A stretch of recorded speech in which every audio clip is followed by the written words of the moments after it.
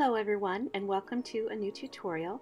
It's almost February and Valentine's Day is coming up, so I'm going to show you a few new designs that you can do as hearts on stones. This is a lovely 3.5-inch beach stone, and I'm going to fold a piece of paper that's approximately the same size of the stone, fold it in half and cut out a heart. Or you could print out a heart design from the internet if you're not very good at cutting hearts out. So you just take the General's charcoal white pencil and trace around the outside of the heart. Get it centered on the stone. And then use a small flat edge brush to paint your base color. For this one I'm using a black satin, a nice thick one, but I'm being careful not to build up on the edges as I'm painting around. I want this to be very flat so I can put small dots over the top of it.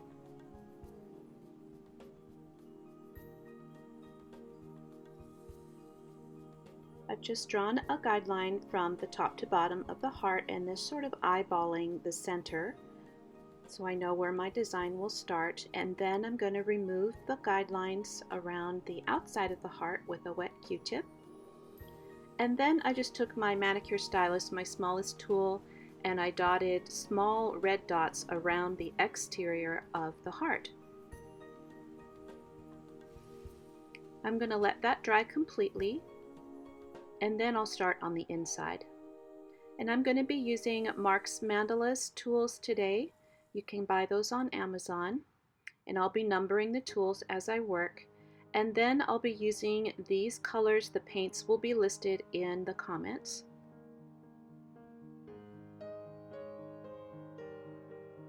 I'm going to start with a large red dot in the center of the stone. Try and get it right on top of my mark there. And then I printed out a 6-segment circle from the internet, because these are really hard to do just eyeballing them. You really do need a mark to get them on correctly. 6-segment is a little bit strange to do. You really need a guideline. So I just lined that up with that initial guideline from top to bottom, and then I'm marking the other corners, and then I will connect those with a tape measure from my sewing box.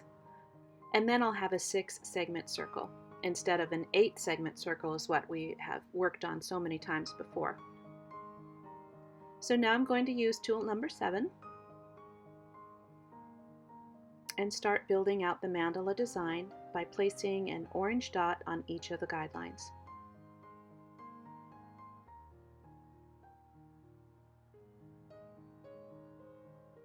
Now moving down a couple sizes and putting a gold dot in between those, and then a medium red dot right next to the gold dot. Now I'm going to walk around the red dot with the gold.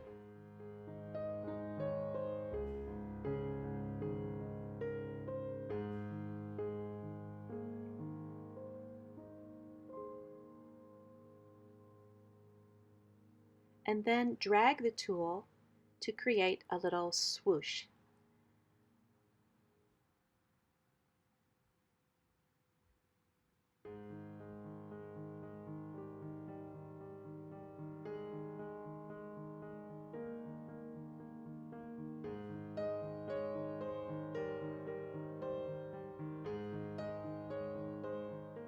Now I'm using tool number 11 with a bright dark purple paint, and I'll be adding that at the end of the petal on the guideline. Kind of swirling those down because they were a little bit too thick. And then walking around that in the light purple.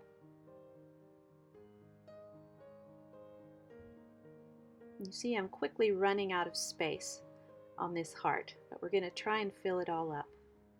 So now I'm adding an orange dot at the end of the purple petal, and then 2 smaller ones on either side of that. And then we'll be adding even more contrast by walking up the dots to finish the petal in white. The contrast of the orange and the purple together is always so beautiful.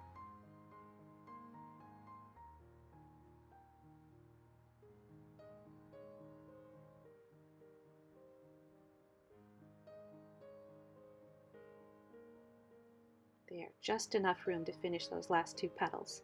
Now I'm taking off some more of the guidelines here so I can really see where I need to place my next dots. I'm adding some red dots in here.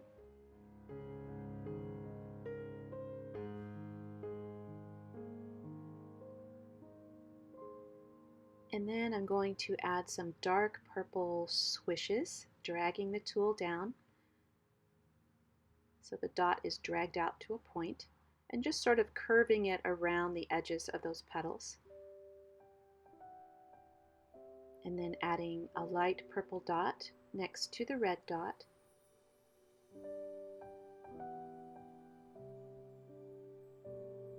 And then adding some light purple swishes as well, just along the edge of the heart design. And 3 at the top, just for fun. Now I'm going to put a little tiny heart at the bottom. We'll put 1 dot, and then another dot, and then we're just going to drag those down to make a point, and that will create a nice little lavender heart at the bottom of the stone.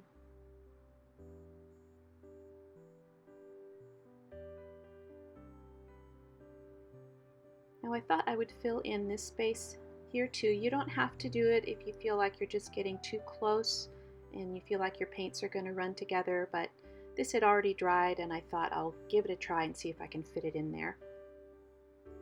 I'm adding a little lavender dot in between those lavender swishes, and then I'm going to fill up the remaining space with these dark purple dots.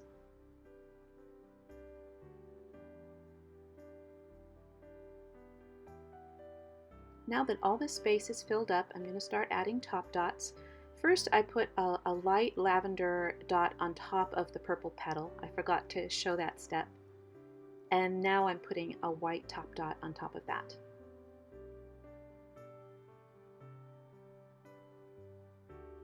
You can see how much that brightens up the whole thing. And then adding the yellow on top of the orange, and the red dots really makes them more fiery and vibrant. Adding a few orange dots on top of the purple swishes, and we're done. I'm going to set that aside and show you another design using the same paints, and I'll be adding a few more colors. This time I'm outlining in white, and I'm tracing the large tool, the 18 number size from Mark's set. It's about the size of a nickel, onto the top center of the heart.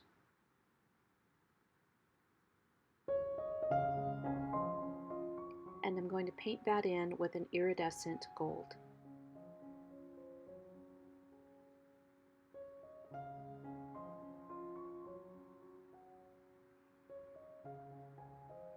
Now I'm dotting all the way around that with white, little small dots, and I'm going to place a gold dot in between 2 of those dots, skip 2, and then do another gold dot.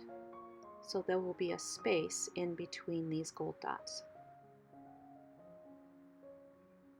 And with my tiniest tool, number 1, I'm going to walk some orange dots around that. Oh, excuse me, these are yellow. And then I go to the orange.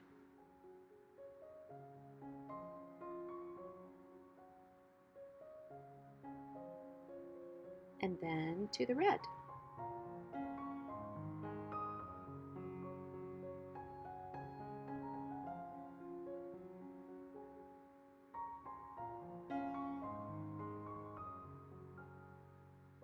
Now that the first row of petals is done, we're going to start another one using the orange dot this time.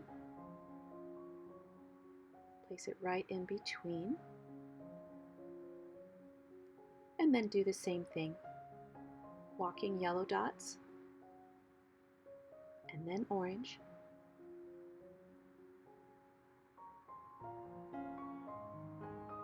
and then red.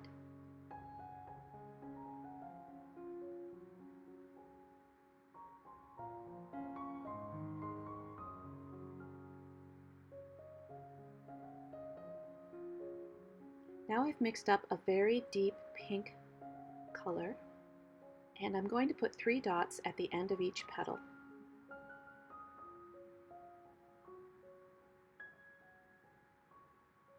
Then I'll be walking those dots up in the dark purple from the previous stone that we did.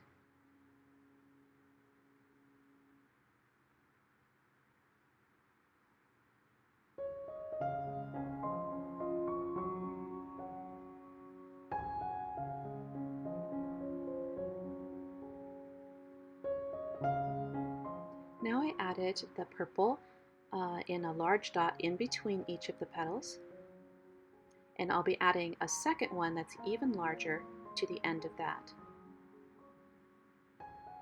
And that's going to form sort of a radiating design coming out from the golden sun at the top of the heart.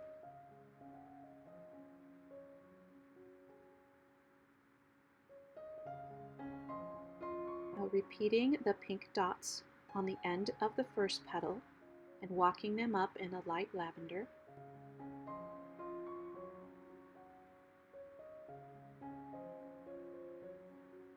And then switching to a royal blue, almost a cobalt blue, at the end of the red petals. Starting to fill in space now.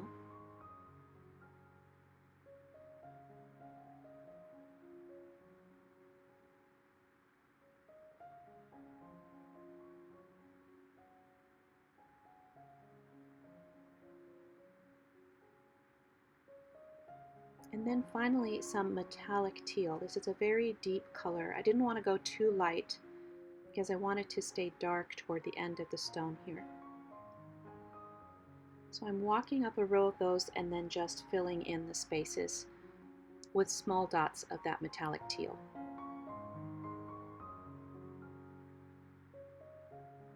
Almost gives a mosaic effect when it's all done.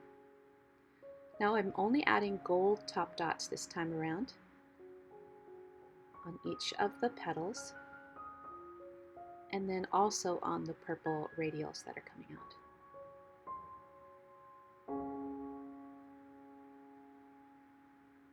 And then allow this to dry completely, and we're going to do sealing the stones 2 different ways.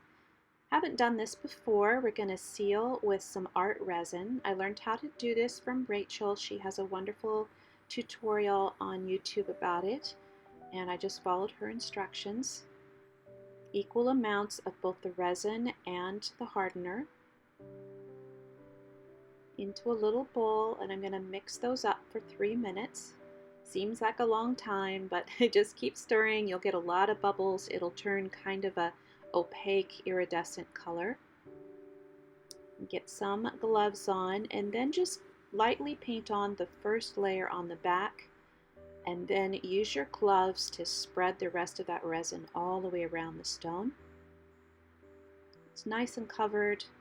Lay it down and then add a little bit thicker layer on the top, and make sure you get any drips on the side, and then use just a regular straw to blow out any bubbles. And let that sit for 72 hours, and it just comes out in this beautiful glass-like finish. So let's compare finishing a stone with the Rustoleum Triple Glaze acrylic spray, that's a clear acrylic spray, versus the art resin. The spray is a lot less expensive. It's very inexpensive, and it dries very quickly in a matter of minutes, and you can still feel the grain of the stone through the resin, and it protects it just fine. The resin is a lot thicker, a lot more like glass, takes a lot longer, is more expensive, and then one thing I noticed about the back of the stone, the resin tends to leave a flat spot. No matter what you sand it on, it's going to leave kind of this flat spot on the back. And that may not be something that some of you want. It just is a very personal decision. So there's the resin stone, and then the stone that's done with just the spray. I have another tutorial coming up with hearts right after this one. Stay tuned.